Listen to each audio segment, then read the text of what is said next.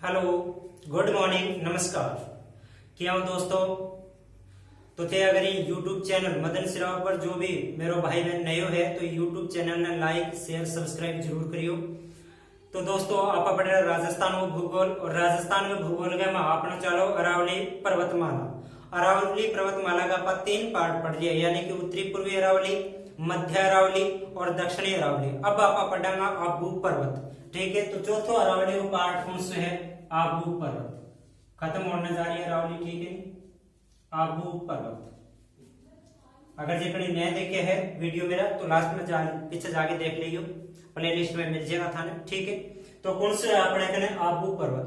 ध्यान रखियो, अरावली पर्वतमाला से लेके अगर प्रश्न पूछा जाए तो लगभग पीछे की एवरेज निकाली जाए तो 65% प्रश्न कटों पूछा गया ये आबू पर्वत में ही पूछा गया।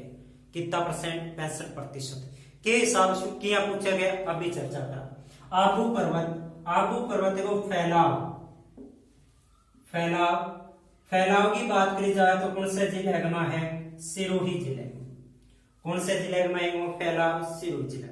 जबकि इन्हीं अन्य शाखा सहित बात करी जाए तो शाखा इन्हीं 2 जिला में और चली गई। कौन से में? बाड़मेर के में चली गई और जालोर के में चली गई। बाड़मेर और जालोर के में आबू पर्वत की शाखाएं चली गई है। ठीक है नहीं? तो आ 2 जिला में शाखा फैलने वजह से कुल मिला के कितना जिला में फैलाव हो गई? तो यानी कि 3 जिला में फैलाव, सिरोही, बाड़मेर और जालोर। अब देखा आबू पर्वत। आप पढ़ी अरावली पर्वतमाला की समुद्र तल से औसत ऊंचाई। तो अरावली पर्वतमाला की औसत ऊंचाई पड़ी कितनी पड़ी? 930 मीटर। जबकि आबू पर्वत की औसत ऊंचाई है समुद्र तल से 1200 मीटर। कितनी है? 1200 मीटर। ध्यान रखियो, बहुत बार एग्जाम में प्रश्न पूछो जा चुके हैं। समुद्र तल से औसत ऊंचाई आबू पर्वत की 1200 मीटर। ये आबू पर्वत में अठ देखा तो अठ एक नगर बसेड़ है। कौन सो? बस नगर वही है सिरोही। कौन सो नगर बसेड़ है? सिरोही नगर बसेड़ है। वो अपने राजस्थान को सारा ऊंचाई पर बसेड़ो शहर है। कौन सो? सिरोही। राजस्थान को सारा ज्यादा ऊंचाई पर बसेड़ो। कितना 100 मीटर ऊंचाई पर बसेड़ है? लगभग वो 1300 मीटर ऊंचाई पर बसे हुए। यानी कि अरावली पर्वतमाला के आप सारा ऊंचे बसेड़े नगर की बात करा तो कौन सो आ जाएगो? सिरोही आ जाएगो। और निम्न की बात करा तो कौन सो आ जाएगो? पुष्कर आ जाएगो, अजमेरा। ठीक है नहीं? इतनी चीज ध्यान में रही की थारे। अब देखा आप ये प्रदेश का कौन से में? आबू पर्वत खंड में। तो ये प्रदेश का एक झील है, झील। और झील कौन सी है? नक्की झील। नक्की झील राजस्थान की सारा ऊंचाई पर स्थित झील है। ठीक है नहीं? सारा ऊंची झील कौन सी है? अपने ऊंचाई पर बसेड़ी तो आई है नक्की झील। इन ज्वालामुखी क्रेटर झील के नाम से जानो जाए। यानी कि प्राचीन टाइम का जब भूगर्भीय लावा निकलो और लावा निकलने से और की सुरंगी पर रुकेगी और बाद में झील को निर्माण हो, वो कौन सी झील को निर्माण हो? नक्की झील हो। नक्की नाम क्यों पड़ो? क्योंकि अधिकांशतः जनश्रुति की देखी जाए, यानी कि लोगों की कहावता की कहना की बात है वह सुनी जाए तो बात ये निकल के आवे कि नक्की झील की सिरोही झील है इनको निर्माण जो प्रयोग वो देवता यानी कि आपके नाखूना से खोदी प्रयोग ये वास्ते को नाम के पड़ गयो नक्की झील। अब की प्रश्न रहे नक्की झील से कि राजस्थान की एकमात्र झील है जबकि वो पानी सर्दियों में जम जाए। राजस्थान की एकमात्र वह कौन सी झील है जिनका पानी सर्दियों में जम जाता है? तो कौन सी झील आएगी भाई? नक्की झील। ठीक है, इस झील के किनारे की बात करी जाए तो झील के किनारे कई चट्टाना है। कौन कौन सी है? टोड है, नन है, रॉक है और पैरोट। टोड, नन और नंदी और पैरोट रॉक ये कुछ चट्टाना है। टोड आकृति टोड की आकृति किसी के बैठे मेंढक का समान है, ये वास्ते नाम टोड दे दियो। नन की बात करी जाए तो महिला का घूंघट के समान है। नंदी की बात करी जाए तो शिव जी के बैल के आकृति समान है, शिव जी बद्धी आकृति है। ठीक है, पैरोट ए कुछ चट्टान है, कौन सी झील के किनारे है? नक्की झील के किनारे। बहुत बार एग्जाम में प्रश्न रह चुके हैं। 2014 राजस्थान पुलिस में पेपर ये प्रश्न कह रहे हो कि इस झील के किनारे कुछ गुफाएं हैं। गुफाएं की बात करी जाए कौन सी है? हाथी है, हाथी गुफा, राम झरोखा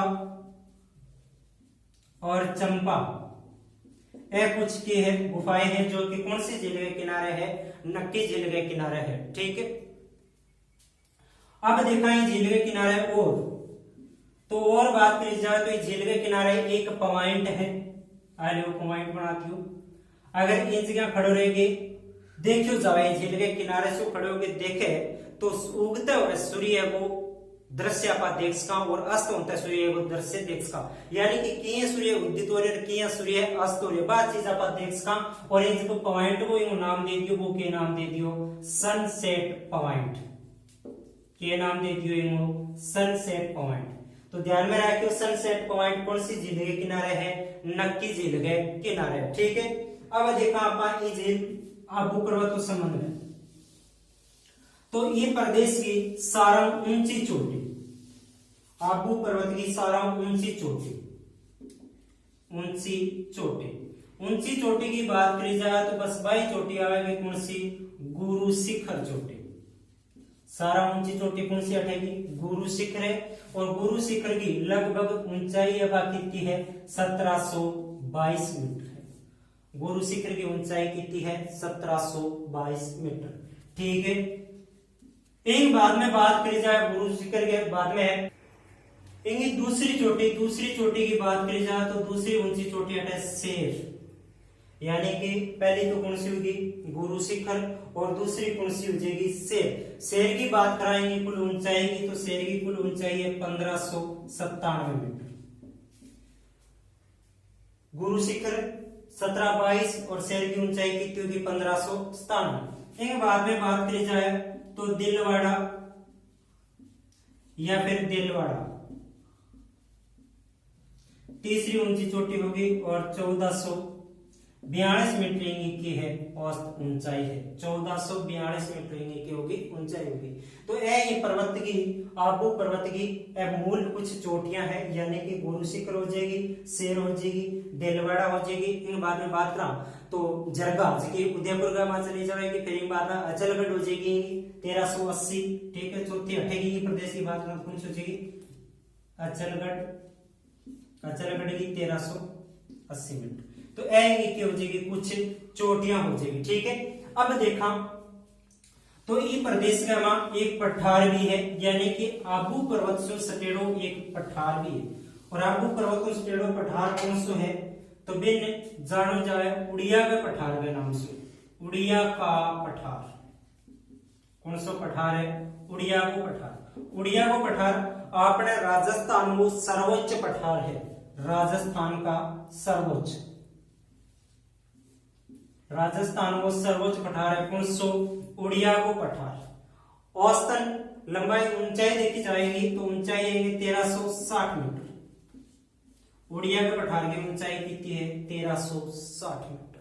ठीक है, आबू पर्वत से सटेड़ो है, गुरु शिखर है नीचे हो। ठीक है, नहीं गुरु शिखर से सटेड़ो है और गुरु शिखर की 1722 ऊंचाई और इनकी कितनी है? 1360 मीटर इनकी है औसत ऊंचाई है। ठीक है, अब आबू पर्वत की इनकी कुछ शाखाएं हैं, तो वह शाखा खट तक चली जा। तो आबू पर्वत की शाखा की बात करा तो नाकोड़ा, नाकोड़ा कटे बाड़मेर में, नाकोड़ा पहाड़ियां कटे बाड़मेर के वहां है। ठीक है, जालौर और बाड़मेर के बीच की 28 की पहाड़ियां है। कौन सी? 56 की पहाड़ियां, 56 की पहाड़ियां अरावली हिस्सो है। तो 8 की प्रसिद्ध, यानी कि देखा बाड़मेर में कट तक चलेगी, नाकोड़ा तक चलेगी। और 56 की पहाड़ियां में बात करी जाए तो एक पहाड़ी और आवे कौन सी? हल्देश्वर की पहाड़ी, हल्देश्वर की पहाड़ी।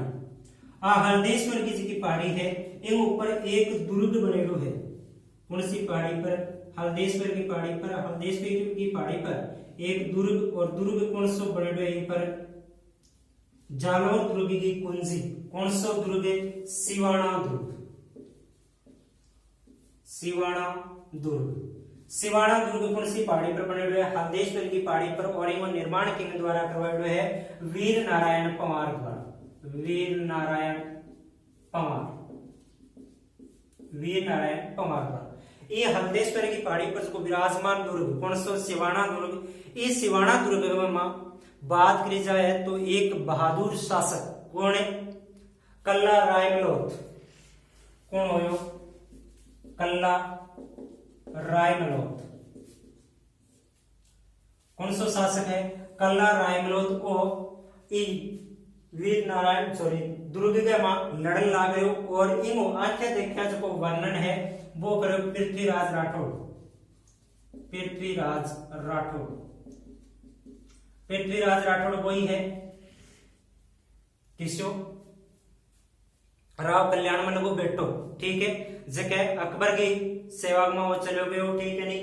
ठाकुर जी रा दुहा, गंग लहरी, वेदी किशन रुक्मणी री, बहुत सारे ग्रंथ लिखे, ठीक है। बिंग द्वारा ही सिवाना दुर्ग में कल्ला राय मल्होत्रा के लिखा है, मर्सिया लिखा, ठीक है। किंग द्वारा लिखे गया, पृथ्वीराज द्वारा मर्सिया, ठीक है। तो बात ध्यान में रही कि मर्सिया किंग द्वारा लिखा गया है, तो पृथ्वीराज द्वारा लिखा है, ठीक है। आगे की चर्चा करी जाए पहाड़ी की।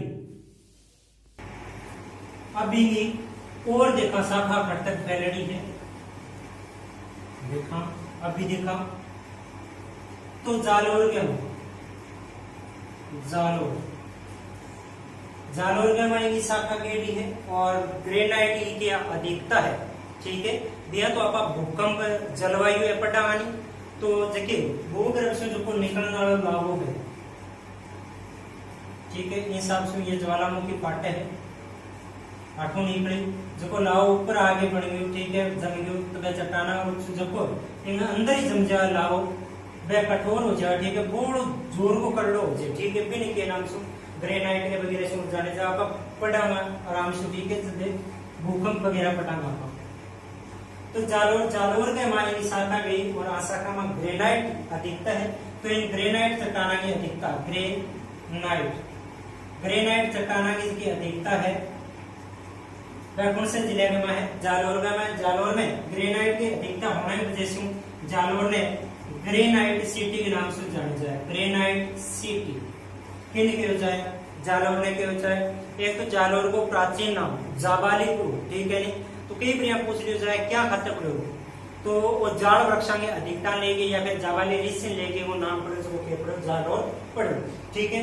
तो जालोर में ग्रेनाइट चट्टाना है, ठीक है। इन शाखा घटक आ गई, जालोर तक आ गई। और बात करें तो नाकोड़ा यानी बाड़मेर तक चली गई, और सिरोइगमा हो गई, ठीक है। अब देखा ये चट्टान में आबू पर्वत क्षेत्र में, तो आबू पर्वत क्षेत्र में एक घाट भी है, लेकिन बोरंग घाट के नाम से जाने जाए। बोरंग घाट, कच्चे घाट कह दो, या फिर आपने बात करी जाए तो इन्हें दर्रा कह दो, ठीक है। तो कौन सी दर्रा है? बोरंग घाट दर्रा। और बोरंग घाट दर्रा की बात की जाए तो आ जोड़े माउंट आबू ने, माउंट आबू,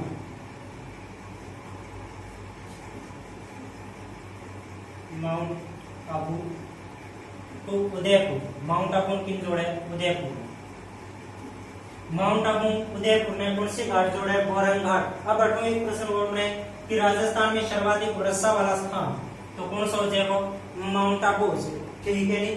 और इस प्रदेश में और बात की जाए तो भाई माउंट आबू से आठवां एक गाथा, प्रेम कहानी बहुत ही रोचक है, जबकि आप कभी कल्चर में बात करें पर थोड़ी सी बता दो क्या है। सिरोही जिले से एक व्यक्ति हो चुका वो नाम ढोला, नाम सुन लो एक ढोला जगह वो साला का नाम हो भी, ठीक है। और ढोला की घरानी को नाम हो मारू, ठीक है। तो बीकानेर मारू ही जबकि कुगड़ बीकानेर की राजकुमारी ही, और बीकानेर के मां अकाल पड़ने वजह से आमो परिवार आयो अजमेर के मां, और डोलो भी खटे गेडो आपके पिताजी सागा अजमेर गेडो पुष्कराल जेल के मां नानकरण खातर। तो काल की अधिकता देख गई, यानी कि काल पड़ गयो, और मारू के पिताजी मारू की शादी किंग सागे कर दी, ढोला सागे कर दी। वे टाइम में मारू तो ही 1.5 साल की, मारू कितना साल की 1.5 साल की, और ढोलो कितना साल को 3 साल को। मारू 1.5 साल की, ढोलो कितो 3 साल को। तो वो ये प्रदेश में संबंधित है, यानी आबू पर्वत से संबंधित है। तो प्रश्न सेकंड ग्रेड एग्जाम 2018 में पूछे जा चुके हैं कि विवाह के समय ढोला की उम्र थी। तो विवाह के समय ढोला की उम्र कितनी, 3 साल, जबकि मारू की उम्र कितनी, 1.5 साल। ठीक है, तो ऐ तो ही ये प्रदेश की प्रमुख विशेषताएं, कुछ बातें आपस निपट गया। अब अरावली पर्वतमाला से संपूर्ण अरावली से बात करी जाए तो ये अरावली का एक पठार है। संपूर्ण अरावली की बात कर रही हूं मैं, ठीक है। आबू पर्वत तो यो, अब संपूर्ण अरावली का, ठीक है। तो ऊपर माल का पठार, ऊपर माल का पठार कई बार प्रश्न चर्चा में रह चुके हैं। ऊपर माल को पठार है कटे, तो ध्यान रखियो। ऊपर माल किसान पंच बोर्ड की स्थापना विजय सिंह पथिक द्वारा करी गई 1917 आसपास है, ठीक है। तो ऊपर माल उसको पठार है, ऊपर माल को पठार है बिजोलिया में। भैंसरोडगढ़ चित्तौड़गढ़ से लेंगे और बिजोलिया भीलवाड़ा के बीच में है। बिजोलिया टू भैंसरोडगढ़, बिजोलिया है भीलवाड़ा का, और भैंसरोडगढ़ है चित्तौड़गढ़। तो 28 को बीच का पहला पठार है, इनके नाम से जानोगे, ऊपर माला का पठार के नाम से जानोगे, ठीक है। एक बाद में बात करी जाए तो एक पठार और है 1900 मेसा का पठार, मेसा का पठार। तो मेसा का पठार है कटे चित्तौड़गढ़, चित्तौड़गढ़। औसतन ऊंचाई की बात करी जाए तो इनकी 620 मीटर ऊंचाई है। मेसा पठार की ऊंचाई कितनी है, 620 मीटर। और पठार की बात करी जाए तो पठार का नाम है लसाड़िया का पठार। लसाड़िया का पठार राजस्थान पुलिस 2018 में प्रश्न रह चुके हैं और बहुत सारे एग्जाम में प्रश्न पूछे जा रहे। तो लसाड़िया का पठार की बात करें तो लसाड़िया का पठार है कटे, तो ध्यान में रखना है कटे उदयपुर, कटे हो उदयपुर में। और उदयपुर में थोड़ा सा ध्यान में रखियो, एक झील के बारे में लेंगे, वो प्रश्न पूछे जाए। तो उदयपुर में कौन सी झील, बस झील भाई डेबर झील। कौन सी झील है, डेबर झील, या फिर इनको नाम जैसमंद झील, ठीक है, कि राजस्थान की सारों मीठा पानी की झील है। तो ये डेबर झील के आसपास कुछ को कटो कटो भूभाग है, वो के नाम से जाना जाए, लसाड़िया पठार के नाम से जानो जाए। और अठा को क्षेत्र भील जनजाति ने लेके और क्षेत्र भोमट के नाम से भी जाना जाए। तो अठवें एक आंदोलन भी शुरू हो, ठीक है। तो भोमट आंदोलन 8वें शुरू हो, 1900 आंदोलन भोमट, भोमट आंदोलन, या फिर इनको दूसरा नाम एक ही आंदोलन, एक ही आंदोलन, जो 1921 में मोतीलाल तेजावत द्वारा इन्हें शुरू करोगे, ठीक है। तो आगे बढ़ावा थोड़ा सा ध्यान में रखना है कि वो ये लासोड़िया पठार से 8वें एक आंदोलन और भी संत मावजी ने लेगी, ठीक है। तो 1900 आंदोलन चलायोगे, लासोड़िया आंदोलन चलायोगे और संत मावजी द्वारा, मावजी किसा भाई जगह बार बार प्रश्न पूछो जाए, ठीक है। नहीं भाई प्रधान पीठ कटे साबला गांव डूंगरपुर में संत मावजी द्वारा बेणेश्वर में जो मेड़ो भरो जाए, खंडित शिवलिंगो संत मावजी द्वारा स्थापित करेडो को, ठीक है। नहीं तो शिव जी को मेड़ो भरो जाए। तो लासोड़िया आंदोलन किंग द्वारा चलाया गया, तो लासोड़िया आंदोलन संत मावजी द्वारा चलाया गया, ठीक है। और ये आंदोलन में किंग उत्थान कार्य के लिए चलाया गया, तो बिलों के उत्थान कार्य के लिए, ठीक है। और अच्छी शिक्षा प्राप्त करनी, अंग रोजगार का अवसर मिलना, ठीक है। तो ये सब लेके और वो आंदोलन चलाया गया इस जाति उनसी कल्याण खातर, ठीक है। तो कौन सा आंदोलन चलाया गया, लासोड़िया आंदोलन किंग द्वारा संत मावजी द्वारा। और मावजी द्वारा एक ग्रंथ लिखो गया 1900 चोपड़ा ग्रंथ लिखो गया। तो चोपड़ा से बात आ गई, चोपड़ा ध्यान में रखियो भाई। चोपड़ा एक तो ग्रंथ है किंग द्वारा लिखे गया संत मावजी द्वारा, और चोपड़ा एक लकड़ी को पात्र भी हुए, ठीक है। नहीं लकड़ी को एक बर्तन से बनेडो हुए, ठीक है। बिंग अंदर थोड़ी सी जगह करेडी हुए, विवाह शादी में तिलक करने काम आवे, ठीक है। देखियो को विवाह शादी में कोई मेहमान घर आवा, बिंग तिलक कर लकड़ी को एक पात्र बनेडो हुए, ठीक है। नहीं चोपड़ा कई बार एग्जाम में पूछो जा चुके हो, ठीक है। तो लासोड़िया आंदोलन या फिर लासोड़िया पठार की बात करी जाए तो कौन सी जगह है, तो जो डेबर जिले के आसपास, ठीक है। अब बात करा इस अरावली से, बस एक दो चोटियां ध्यान में रखने अरावली की कि सारा ऊंची चोटी कौन सी अरावली की, गुरु शिखर, सारा ऊंची चोटी गुरु शिखर। फिर के बाद में बात करा तो ऊंची चोटी कौन सी हो जाएगी, शेर, शेर की बात करा तो कितनी होगी 1597 गुरु शिखर हो जाएगी। और कौन सी होगी, शेर आ गई। और इन बाद का देखा तो अगली चोटी आपका पड़ जाती है तेलवाड़ा, ठीक है, पीछे देख ली ऊंचाई। तो यही प्रदेश की कुछ चोटियां हैं जहाँ दरगाह हो जाएगी, ठीक है, अचलगढ़ हो जाएगी दिया। बाकी सारी चोटियां आप अरावली के पार्टा से लेके पड़ गए तो भी मैं थोड़ा गौर कर लियो। और कागज का पार्ट आपका पीछे पड़ेगा है बांगो करम से चालू, ठीक है। तो जयद्वाड़ा 1442 हो जाएगी और 1431 हो जाएगी, ठीक है। तो यह कुछ चोटियां है अरावली प्रदेश की। और अरावली प्रदेश को पार्ट अपन धीरे धीरे पढ़ता 4 पार्ट में कंप्लीट करियो है। अरावली पर्वतमाला तने बढ़िया लगी हुई है तो लाइक शेयर सब्सक्राइब जरूर करियो। थैंक यू, धन्यवाद।